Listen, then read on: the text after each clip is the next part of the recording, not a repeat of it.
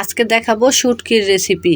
এই যে শুটকিগুলোকে শুকনো খোলায় ভালো করে টেলে নিচ্ছি। শুটকিটা ভালো করে টালা হয়ে গেলে সুন্দর একটা গ্রান বের হবে, আর যেটা গ্রান বের হয় সেটা কিন্তু খেতে খুব স্বাদ হয়। এই যে শুটকিগুলো এখন টালা হয়ে গেল। এখন আমি এখানে তেলে দিয়ে দিব পেঁয়াজ, রসুন, আর এটা হচ্ছে বোম্বাই মরিচ। এটা আপনার জন্য অপশনাল, যেহেতু শুটকির তরকারি এখানে আপনি কাঁচা মরিচ বেশি করে দিতে পারেন বা গুঁড়া মরিচটা বেশি দিতে পারেন।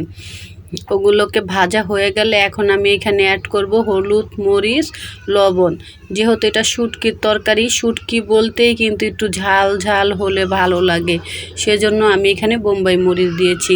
আমার মশলাটা কষানো হয়ে গেলে এখানে দিয়ে দিব শুটকিগুলো। শুটকিটাকে ভালো করে নেড়ে চেড়ে তেলের উপরে কষিয়ে তারপরে এখানে আমি দিয়ে দিব ডাটা দিব, আর এটা হচ্ছে বাঁধাকপি, আলু। শুটকির তরকারি কিন্তু বিভিন্ন সবজি হলে আমার কাছে খুব ভালো লাগে। আপনাদের কার কাছে কীরকম লাগে যে শুটকির তরকারি কি দিয়ে খেতে ভালো লাগে অবশ্যই কমেন্টে জানাবেন। এই যে এতে অনেকগুলো সবজি একসাথে হলে তরকারিটা দেখতে সুন্দর হয়, কালারফুল হয়, আর এক একটা সবজি এক এক রকম স্বাদ হয়। সেজন্য আমি এখানে এটা ব্যবহার করেছি। আমার রেসিপিটা ভালো লাগলে অবশ্যই কমেন্টে জানাবেন কেমন হয়েছে, বাসায় ট্রাই করবেন।